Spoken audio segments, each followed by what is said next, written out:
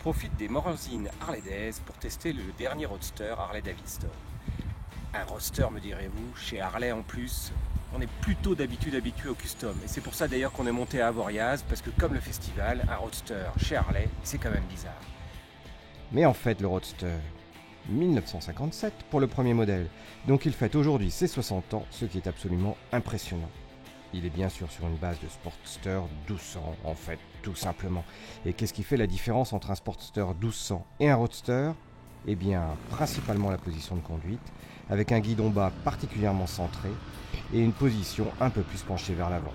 Par ailleurs, Harley a modifié la partie suspension ainsi que le freinage, ce qui fait qu'effectivement par rapport à une moto standard, on frotte beaucoup moins. On peut donc prendre beaucoup plus d'angle au niveau de la conduite.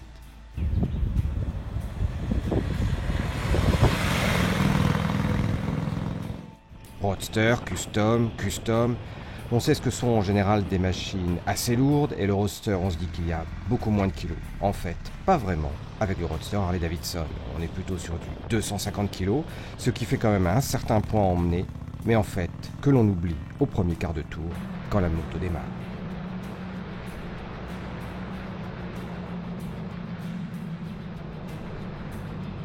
On a bien une double selle, ce qui permettrait de penser que l'on peut faire du duo avec cette magnifique machine. Mais en fait, il n'en est rien. Si la scène du pilote est particulièrement confortable et moelleuse, celle du passager est réduite à sa plus simple expression, d'autant plus qu'il n'y a aucune poignée. Donc autant vous dire qu'au passage de la seconde, on a failli perdre notre passagère au premier essai, qui du coup, nous étreint de façon particulièrement amoureuse pour arriver à se tenir derrière.